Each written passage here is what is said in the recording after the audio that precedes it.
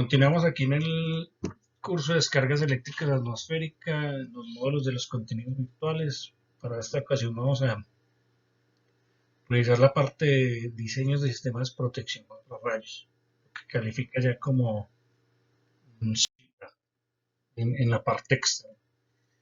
En el contenido vamos a ver los sistemas de protección contra rayos y el diseño de lo que es el CIPRA, Sistema Integral de Protección contra Rayos. Para este caso vamos a hacer énfasis en los pilares fundamentales y en lo que tendría que ver con el diseño de la estructura externa, es decir, con toda la infraestructura externa donde se va a poner un sistema integral para los impactos o las probabilidades de los posibles impactos de rayos que se puedan dar en la estructura que se esté analizando. Aquí tenemos el sistema de protección contra rayos eh, como tal, en toda su integridad, en todo lo que conlleva un sistema de protección contra rayos. Y aquí estarían como los pilares en lo que se soporta lo que es el sistema de protección contra rayos. Aquí estamos hablando de la IS 62305. Digamos que esto sería una norma de tipo internacional. Para el caso colombiano sería la NTC 4552. Sería la norma de referencia. Cabe resaltar aquí pues que la NTC 4552 es una adaptación a la norma IS 62305 que es europea y puesta en contexto con el ambiente atmosférico eléctrico colombiano. Entonces, dentro de lo que tiene que ver con los pilares de un sistema de protección contra rayos, un CIPRA, está la instalación de puntas captadoras o elementos donde van a impactar los rayos, la instalación de eh, derivaciones que van conectadas a las puntas captadoras, instalación de puestas a tierra, la distancia de separación entre las derivaciones y la compensación de potenciales de protección contra rayos. Esto también es conocido como sistemas equipotenciales o el mismo punto de referencia. Entonces, hay que ir desagregando uno a uno de estos elementos, cuál es su material principal constitutivo y finalmente cómo se podrían integrar a lo que se podría conocer como un sistema integral de protección contra rayos. Listo, los sistemas de protección contra rayos tienen como finalidad proteger, llevar una condición de protección. Básicamente la determinación de hacer un sistema de protección contra rayos se toma en el momento que se hace un análisis de riesgo.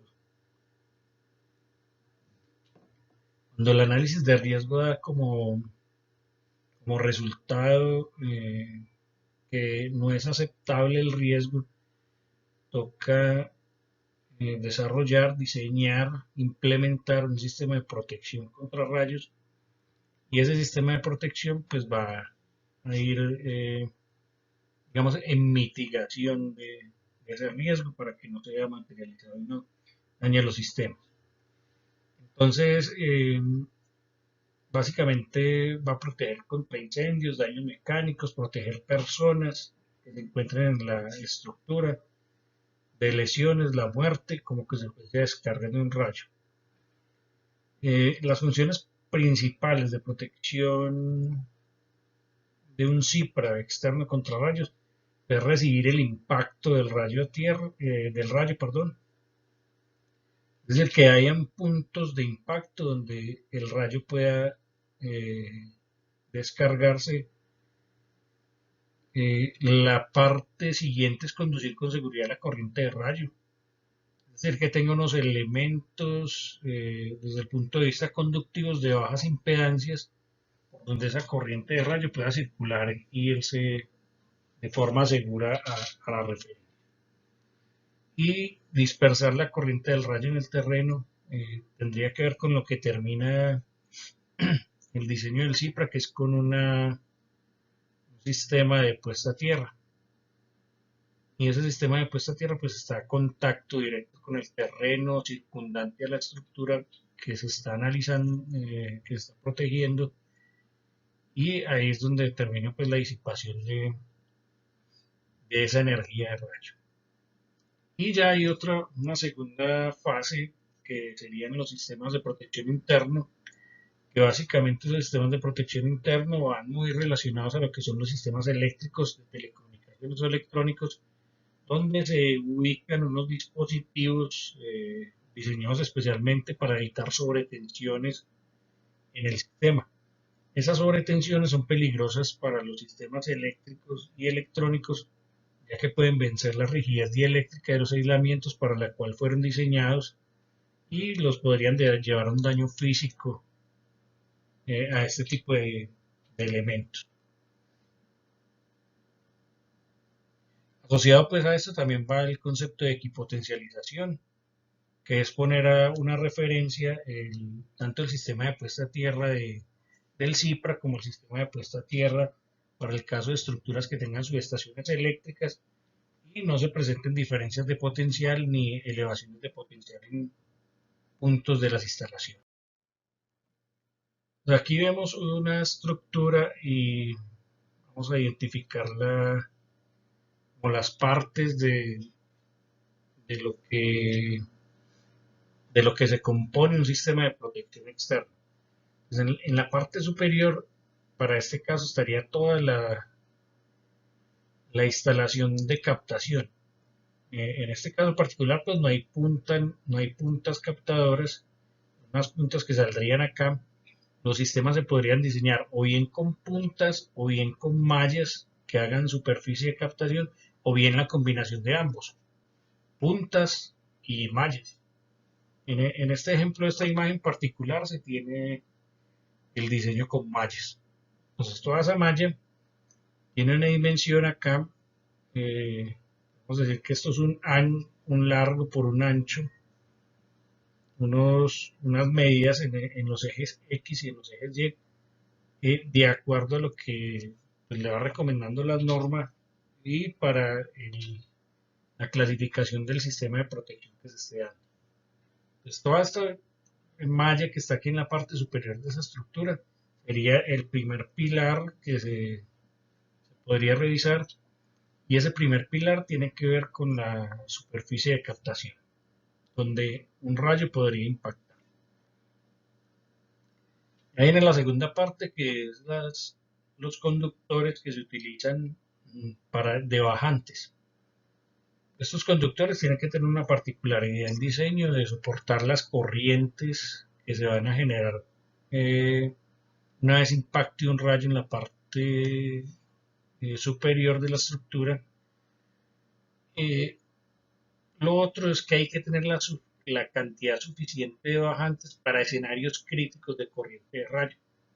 Es decir, si yo estoy analizando un rayo que puede impactar esta estructura, que ese rayo, digamos, tenga una magnitud de 30 kiloamperios, básicamente si impacta, por decir algo en este punto de acá, ese rayo impacta acá, pues hay que tener suficientes bajantes tal que se haga una distribución uniforme de corriente por todas las bajantes y se pueda drenar de una manera controlada esa corriente. Entonces la cantidad de bajantes y la distancia de separación que va a haber entre una bajante y otra también son recomendaciones particulares que da la norma. La norma va a indicar cuántas bajantes y a qué distancia. Eso dependiendo de la clase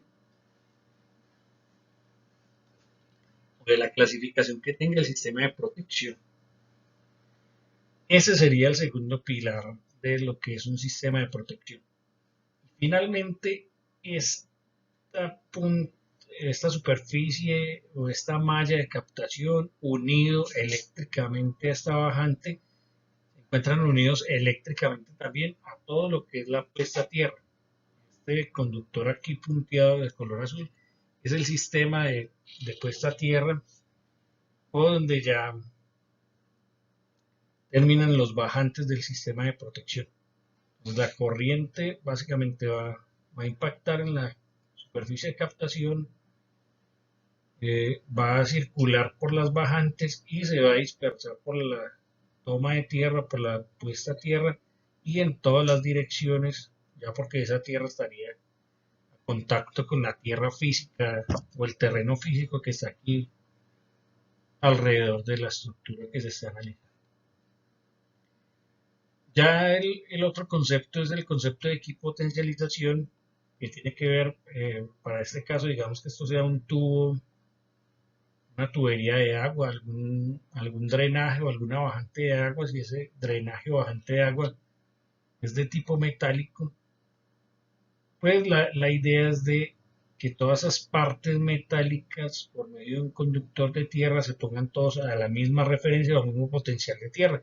Y eso conectado a la tierra física o al sistema de puesta a tierra que está en la tierra física a los alrededores del sistema de protección. Y aquí también, para los sistemas eléctricos, digamos que se tienen sistemas de protección interna para evitar sobretensiones, que serían los descargadores o los DPS, dispositivos de protección contra sobretensiones. Básicamente, cuando se tenga una sobretensión en el sistema eléctrico, este dispositivo se va a excitar y va a comportarse como un filtro, el cual va a tomar esa sobretensión y la va a drenar a tierra, digamos, de una forma segura, y va a proteger los equipos aguas abajo del sistema. La instalación captadora, el primer principio de la instalación captadora, básicamente los materiales o los elementos que se pueden usar ahí serían las puntas captadoras, unas puntas que normalmente en el mercado se pueden conocer como puntas captadoras o puntas tipo Franklin, que tienen dimensiones, particularidades, longitudes diferentes, eso de acuerdo a la necesidad de cada diseño.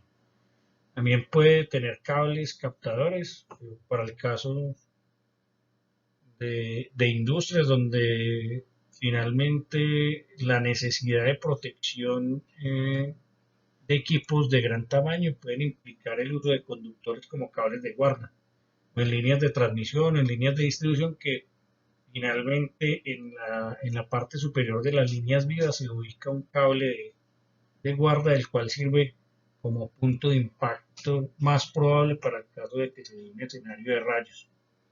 Y lo que acabamos de ver en las gráficas, las mallas de captación o mallas captadoras, que son mallas donde tiene una dimensión de retícula en las cuales se pueden tener los impactos de las descargas eléctricas atmosféricas.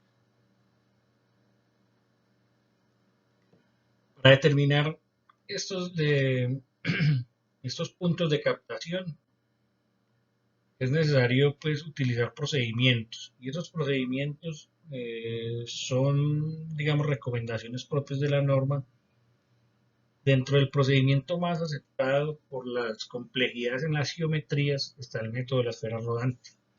Este método de la esfera rodante básicamente lo que propone es tomar una esfera ficticia de un radio, dependiendo de la clase de protección a la cual se vaya a llevar el sistema, hacerla rodar hipotéticamente, y cada que ruede la esfera se debe apoyar en un punto de captación. Es decir, que nunca la esfera debe tocar la estructura a proteger, siempre debe apoyarse sobre un punto de captación. Ya más adelante, de forma gráfica, explicaré un poco el desarrollo de esta metodología. Entonces, aquí tenemos la estructura a proteger. Esta estructura, pues básicamente consta de digamos, una estructura principal, que sería la estructura que tiene un nivel de altura más pronunciado respecto a una estructura, digamos, secundaria o auxiliar, que tiene una geometría diferente y una altura diferente. Si estas dos unidas o en conjunto yo puedo definir todo esto como mi estructura a proteger, pues voy a tener primero el sistema de captación. Para este caso, nuevamente se están poniendo mallas. Las mallas tienen unas dimensiones dependiendo de los niveles de protección. Se tienen unos conductores bajantes, se tiene una conexión al sistema de puesta a tierra. Y ahora la verificación de la metodología es con el método de la esfera rodante. Entonces, esta verificación de la metodología se hace girar hipotéticamente una esfera desde la superficie. La idea es que cada que gire la esfera, cada que se va haciendo girar la esfera en todas las direcciones de la superficie, siempre se debe apoyar en un elemento que pertenezca al sistema de protección contra rayos, al CIPRA.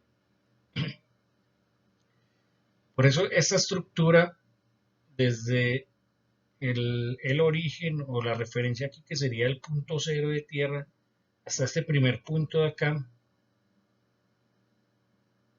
presenta un conductor, un cable de protección, dado que si la esfera, digamos que para un caso de nivel de protección 2, que el radio de la esfera es de 30 metros, si el radio de la esfera es 30 metros, yo hago girar la esfera y me toca la estructura, es decir, que la esfera toca la estructura, ahí el diseño del sistema de protección no estaría quedando bien aplicado, no se tendría un diseño óptimo para este caso. Entonces, por eso aparece este conductor acá, al que cuando la esfera gire, ahí va a tocar el conductor, después de que gire va a tocar el otro conductor acá, y si se pone a girar por la superficie plana en la parte superior de la estructura, pues cada que gire debe tocar siempre un elemento que pertenezca al sistema de protección. En el momento que toque la estructura, ahí es donde toca revalidar nuevamente el diseño y ver qué está pasando o si hay necesidad de poner un elemento más de protección para este caso. De aquí la esfera se puede hacer rodar desde este punto hasta este punto. Debe apoyarse nuevamente en un sistema o en un elemento del sistema de protección y después en esta estructura auxiliar seguir cumpliéndose que al rodar la esfera debe tocar siempre un elemento del sistema de protección. Entonces, esta tabla también es de tomada de la norma. La tabla muestra 4 niveles de protección dependiendo del análisis de riesgo y para cada nivel de protección. En la norma, cuando se hablaba de una estructura que tuviera riesgo de explosión o de incendio, se hablaba de un nivel de protección tipo 1, siendo el nivel de protección tipo 1 el más restrictivo. Para ese, el radio de la esfera es de 20 metros y las dimensiones de la malla, si se va a ubicar una malla acá, sería de 5 metros por 5 metros. Si uno va analizando los niveles de protección, tenemos un nivel de protección 4. Para este caso tenemos una esfera, un radio de la esfera de 60 metros y una malla de 20 por 20 para el caso si se va a poner la malla de captación. Es decir, que los niveles de protección 1 es el más conservador, el más restrictivo, y el nivel de protección 4 es menos restrictivo. Esa es la escala de orden de rigurosidad para los sistemas. Los tipos de dispositivos captadores, pues se encuentra el método geométrico, eléctrico, y básicamente esta es como la explicación de dónde tuvo su desarrollo el método de la esfera rodante. Pues el método de la esfera rodante básicamente tiene su desarrollo en que hay una condición de rayo de nube a tierra, que es el líder o la descarga descendente o por donde viene el líder descendente. Estos elementos que están en tierra elevan su potencial por la inducción del efecto de la carga acumulada de la nube, que es como modelar un capacitor. Y aquí también hay disrupción, por lo que un rayo o una descarga ascendente va a encontrar la descarga descendente. En el punto de enganche de esos dos fenómenos, ese punto de enganche es lo que se denomina el radio de la esfera, la distancia de la esfera, y básicamente lo que dice es que en ese punto, si hace la esfera dentro de ese radio, la probabilidad de impacto es más alta que por fuera de ese radio de la esfera. Entonces ahí es donde surge este método de la esfera rodante y es esa distancia geométrica o distancia medida en metros, donde está el enganche de la descarga descendente con la descarga ascendente, y todo lo que se encuentre en ese punto de ese radio, hay una probabilidad más alta de que el rayo impacte en ese punto. En esa estructura.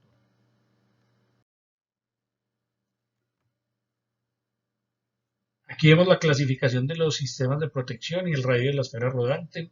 Básicamente hay una ecuación empírica para calcular ese radio de la esfera rodante. Tiene una constante acá, la corriente en kiloamperios y un factor, digamos, determinado de forma empírica, este 0,65, donde al ubicar diferentes magnitudes de corriente acá, pues va a dar el radio de metros de la esfera rodante. Y se tiene la tabla con las probabilidades, los valores de las probabilidades. Pues tenemos nuevamente los riesgos 1, 2, 3 y 4, siendo 1 el más restrictivo y siendo 4 el menos restrictivo. Y se tienen las probabilidades para los valores del límite de corriente de rayo. Es decir, con un nivel 1 de protección hay una probabilidad de protección de 0,99, valores máximos y mínimos 0,99, ambos valores son iguales, el radio de la esfera rodante final en metros es de 20 y el valor de protección de la corriente en kiloamperios es de 3 kiloamperios. Aquí hay algo por resaltar. Hay algo que es más probable en cuanto a corriente de rayo. O sea, hay algo que es más probable que es una corriente bajita, digamos de 3 kiloamperios. Hay algo que es menos probable que es una corriente de 200 kiloamperios. Entonces aquí es donde se analiza también en el orden de magnitud de corriente. ¿Qué es lo más crítico? Pues más crítico para el sistema sería 200 kiloamperios, pero ¿qué es es menos probable? ¿Pero qué es lo más probable? Lo más probable es un impacto de 3 kiloamperios. Pues con un impacto de 3 kiloamperios es la probabilidad más alta de ocurrencia que para un valor de 200 kiloamperios o un valor cercano a los 200 kiloamperios. Y así sucesivamente, digamos que para el riesgo 4 define valores máximos y mínimos de probabilidad, 0,84 y 0,97, el radio de la esfera es de 60 y el valor de la corriente en kiloamperios es de 16. Es decir, en 16 kiloamperios hay un valor menos probable de, eh, de protección con un radio de 60 metros.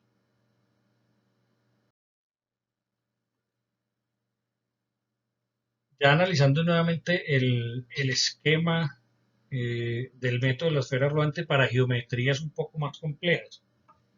Por eso es que en la literatura y en las normas, en la aplicación, es el método más válido, que más se acepta desde el punto de vista de aplicación de ingeniería y tiene ventajas. Una de las principales ventajas es que aplica muy bien o se ajusta muy bien a geometrías complejas. Aquí tenemos el ejemplo de una geometría compleja donde hay diferentes alturas, hay diferentes secciones de algo que se puede determinar o clasificar como una estructura total. Pues aquí se ve que tiene una forma, una geometría, aquí tiene una geometría diferente, unas alturas diferentes, aquí también hay una geometría diferente y finalmente en esta otra esquina queda. Y aquí hay una superficie, digamos, plana, que es adyacente de todas las geometrías más altas. Entonces, ¿cómo aplica el método de la esfera rodante para este caso? De igual forma.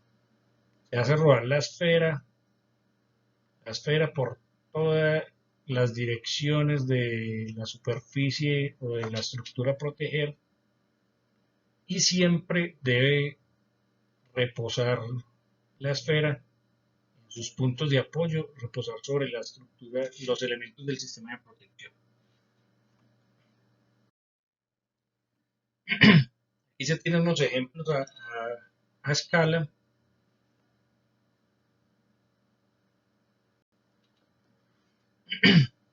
Tienen unos ejemplos a escala donde la geometría del edificio, este es el edificio de administración en Múnich, y esta es toda la estructura, y aquí se tiene una esfera a escala para el sistema de protección.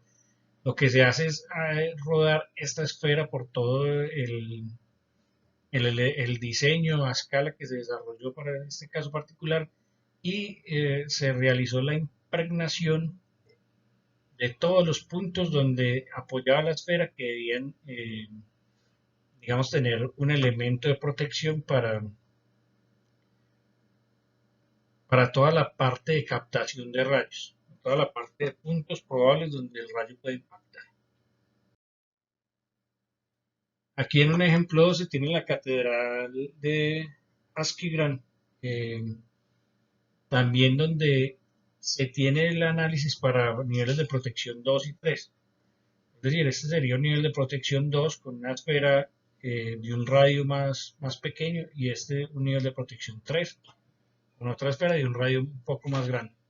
Lo mismo se desarrolló la catedral a escala, y ahí lo que se hace es igual hacer rodar la esfera y poder identificar los puntos donde se deben poner elementos de protección para el sistema de protección externa contra rayos.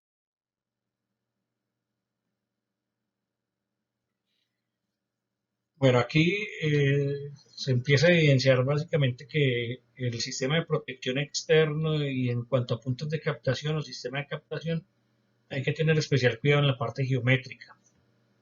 Eh, Hay algo que es muy típico hoy en día en las estructuras, sobre todo en estructuras comerciales, donde funcionan entes gubernamentales, es que en las terrazas o en los últimos pisos se ubiquen equipos de aire acondicionado o algunas terrazas de tipo verde, donde las personas suben vamos a tomar su media mañana ya.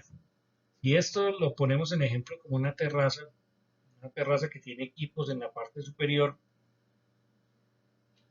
Siempre el diseño del sistema de protección debe quedar mucho más elevado que los equipos a proteger. Pues los equipos a proteger deben quedar en zona de cobertura. Este sería el arco de la esfera rodante para el radio del nivel de protección que se desea. Este sería el delta H de la altura de los elementos de protección, y la distancia de separación en metros de lo que sería una punta de captación con respecto a otra. Y aquí básicamente lo que se busca es la profundidad de penetración, que esta profundidad de penetración o este arco de la esfera nunca vaya a tocar el elemento a proteger. Ya no se hubiera podido poner una persona acá, una estatura promedio, y la profundidad de penetración nunca de la esfera pues nunca debe llegar hasta el elemento a proteger para los niveles de protección de los radios. Entonces, para calcular, hay una relación para calcular esa profundidad de penetración, y después poder tomar una medida y verificar si efectivamente, ya que hay otra altura, verificar si está tocando el elemento de protección. Esa depende del radio y de la distancia entre las puntas captadoras, y aplicar pues esta relación que está acá. Para ese caso, los niveles de protección nuevamente 1, 2, 3 y 4, y se tienen las diagonales. Las diagonales que se pueden tener entre este punto y este punto deben seguir cumpliendo con la penetración. Es decir, que yo puedo tomar una referencia entre esta punta de captación y esta y calcular la penetración, pero también puedo tomar en la diagonal con la distancia aquí. Puedo sacar, como esto sería un triángulo, puedo sacar la diagonal con Pitágoras y tener la distancia desde este punto y calcular la penetración, tal que siempre la esfera con el radio del nivel de protección nunca vaya a tocar la estructura que está siendo protegida. Y aquí también pues tenemos otro ejemplo con la diagonal.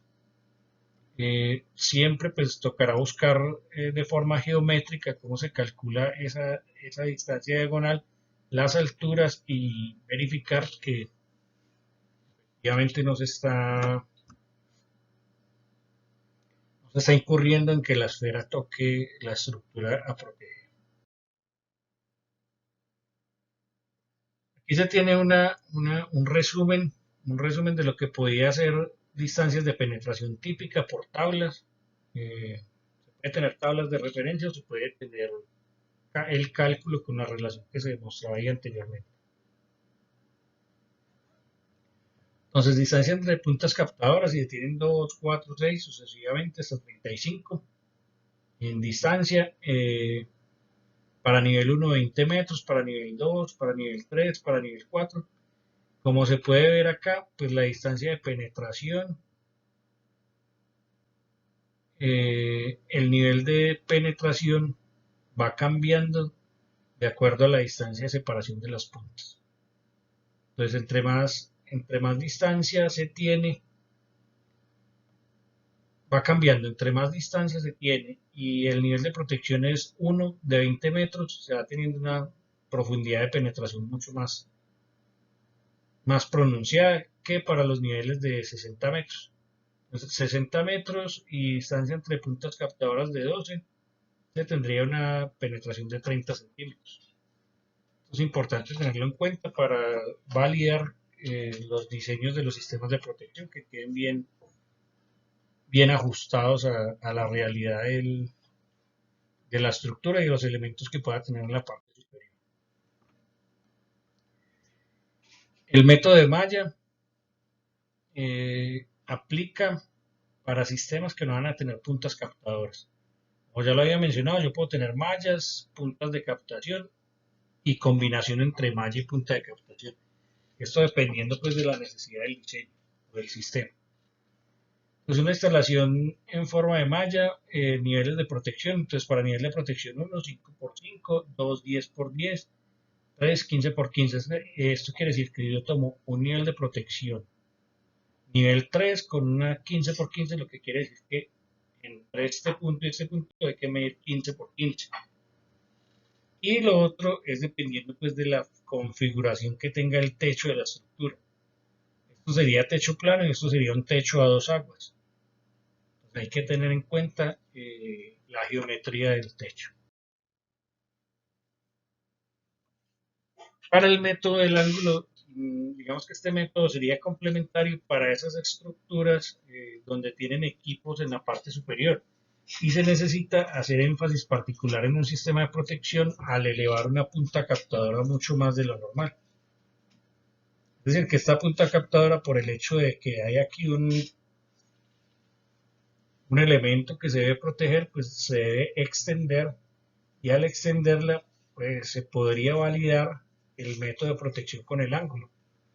Es decir, el ángulo que va a formar el arco de la esfera con el punto de incidencia acá en el suelo, en la superficie alta o la base. Para ese caso también se tiene un valor de un ángulo y la altura que sea en metros. Es decir, si yo puse esta punta captadora a 10 metros para un nivel de protección 1, básicamente estamos hablando por acá como unos 48 grados de ángulo. Se tendría acá, 48 grados. Si se puso 20 metros, digamos para un nivel 2, estaríamos hablando como unos 40 grados en el ángulo alfa que se tendría acá. Entre la punta captadora y la proyección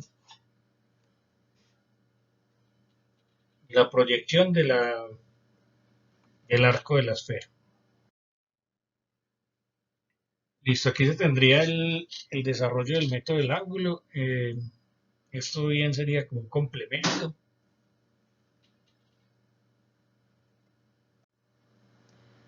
El método del ángulo en todas las fases o posibilidades que se puede presentar como complemento al método de la esfera rodante para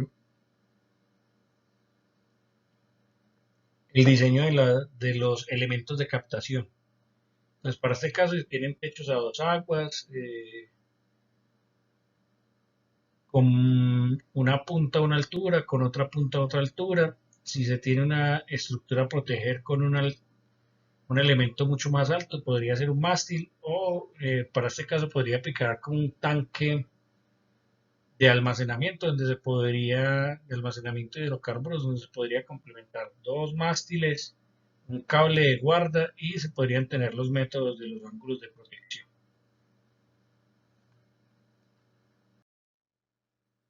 También hay una tabla intuitiva donde se tiene la altura de la punta captadora, esta sería la altura de la punta captadora, el ángulo y la distancia, eh, digamos en el eje X de proyección del arco con el punto de protección final. Entonces, para ángulos, digamos para alturas de 20 metros, tomando acá como un ejemplo, 20 metros, para una altura de 20 metros, se tiene un ángulo de 23 grados, un ángulo de 23 grados y una distancia de 8.5, se podría aproximar 8.5 metros. Hasta acá 8.5 metros de protección. Esto finalmente sirve de referencia para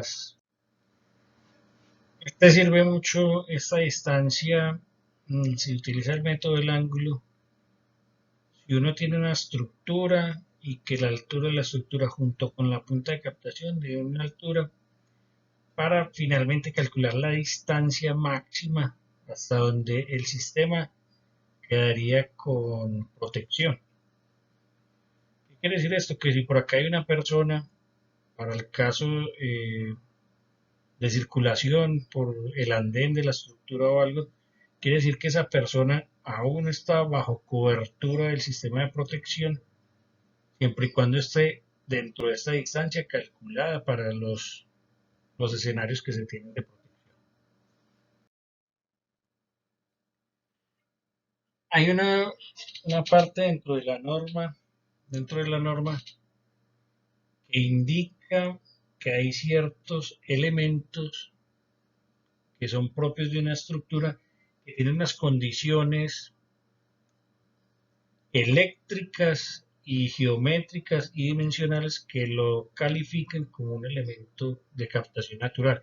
¿Qué quiere decir eso? Que ese elemento ante condición de una descarga eléctrica sin, sin elementos adicionales de protección, es decir, se puede considerar como autoprotegido. Que bajo esos escenarios de rayo, el elemento como tal tiene la capacidad de hacer conducción segura de la corriente de rayo a tierra. Para este caso, la norma tiene una tabla con algunos elementos y algunos espesores que deben tener esos elementos para considerarlos como componentes naturales. Para el caso de los niveles de protección 1 hasta el 4, está el tema del plomo, del acero galvanizado, titanio, cobre, aluminio y zinc. Espesor. Aquí se tienen dos características de espesor y ya vamos a hacer la diferencia entre cada uno de ellos. Entonces se tiene, digamos, para el aluminio se requiere un espesor de 7 milímetros o un espesor de 0.65 milímetros. ¿Para qué condiciones? Si se tiene en el índice que está aquí A, impide perforaciones sobre calentamiento e inflamación. Un ejemplo para esto es si se tiene un tanque que almacena, digamos, gasolina y está cubierto con aluminio, el techo. Si se tienen 7 milímetros de espesor, estos 7 milímetros están garantizando, para que se considere como una componente natural, está garantizando que no se van a permitir perforaciones ni que va a tener un exceso, calentamiento, un aumento de la temperatura, tal que llegue a puntos de autoignición del material inflamable que se esté almacenando. Entonces, para esto sería una condición mucho más segura. Para otro caso, donde se tenga el mismo aluminio como elemento que se va a considerar como autoprotegido y no requiera chapas metálicas cuando no sea importante impedir la perforación y sobrecalentamiento y la inflamación. Es decir, que no haya un escenario alterno de condiciones adicionales que tengan materiales inflamables o combustibles, ahí se podría manejar. El espesor de 0.65 milímetros. Es decir, la condición o cambio de dimensiones en milímetros de 7 para el aluminio, de 7 a 0.65 en espesor, tiene que ver con las condiciones adicionales. Así tenemos para el acero galvanizado, hay estructuras que se hacen con acero galvanizado. Entonces lo mismo, si no hay peligro de inflamación, de autoignición de materiales inflamables o combustibles, pues se podría tener un espesor de 0.5 milímetros. Para el escenario donde sí se requiera precaución con la temperatura o la perforación, debería llevarse o evaluarse con 4 milímetros. Si para estos escenarios una componente que la voy a clasificar como natural no cumple con estos espesores, deberás diseñarse un sistema alterno, un sistema de protección externo contra rayos adicional a los elementos que se tengan ahí como parte de la estructura. Tenemos un ejemplo, digamos, de una unidad residencial. Las unidades residenciales, ahora que es muy típico que tengan, digamos, instalaciones solares, que tienen las puntas captadoras de acuerdo a un diseño, es un techo a dos aguas, se tiene el punto de conexión entre las puntas captadoras y en las partes más altas, para terminar de cumplir el método de la esfera rodante, como estas dos chimeneas, se tiene un punto de captación ahí. Entonces, se tienen los puntos de captación y se tienen las bajantes. En este caso se tienen bajantes. Si esta canal del agua, esta bajante es metálica, de algún tipo, puede ser de zinc o acero galvanizado, si esto cumple con los espesores que estaba solicitando la norma, para ese caso los espesores de milímetros se podría considerar como un bajante natural. Quiere decir que por acá se puede circular una corriente de rayo y conectarla con el sistema de tierra. Este otro caso de acá es para elementos. También vemos un techo a dos aguas, vemos un sistema de protección contra rayos que está ahí, pero particularmente más elevado que el techo, el diseño acá que se tiene del techo es esta antena. Se tiene una antena. Entonces, como ahí tiene una antena, hay que adicionar esto que está aquí estructurado, es una punta de captación adicional que sea mucho más alta y que maneje el ángulo de protección con el resto del sistema de protección para poder hacer protección integral a esta antena. Si esto no se construye, no se valida el diseño, pues esta antena, como está ubicada acá, va a ser un punto mucho más probable que lo que es todo este techo de teja para que un rayo pueda impactar ahí. Entonces, toca tener especial cuidado con los elementos que están en la parte alta del techo para que los elementos de protección pues queden más altos y la penetración no alcance a tocar, el cálculo de la penetración no alcance a tocar el elemento a proteger para que quede, digamos, correctamente diseñado el sistema. Aquí ya vienen una serie de elementos de diseño o elementos que hay que tener presentes en el diseño que van a ser importantes para conseguir finalmente el diseño integral del sistema de protección contra rayos. Entonces, para este caso, esto sería un techo plano, se tienen mallas, estas mallas, las dimensiones deben ser de acuerdo a la norma, se deben tener sistemas bajantes, sistema de puesta a tierra, y aquí pues ya están los elementos de sujeción, y de conexión desde el punto de vista eléctrico, para manejar el tema de equipotencialidad y tener varios caminos eléctricos de baja impedancia, de baja resistencia, por donde la corriente de rayo pueda circular efectivamente a tierra. Entonces, para esto se pueden manejar elementos los cuales sirvan de fijación y también sirvan de aislamiento. Se puede manejar elementos aislados que el conductor eléctrico de la malla no quede unido a la superficie del techo. Si esto fuese un techo metálico, pues se debería validar la posibilidad de que todo quede a un mismo potencial o que queden a potenciales diferentes. Y aquí estarían estos otros elementos que servirían como puentes eh, equipotenciales para la instalación. Bueno, hasta acá esta parte. Ya en la otra parte del video se continuará con la parte de diseño del CIPRA, del Sistema de Protección contra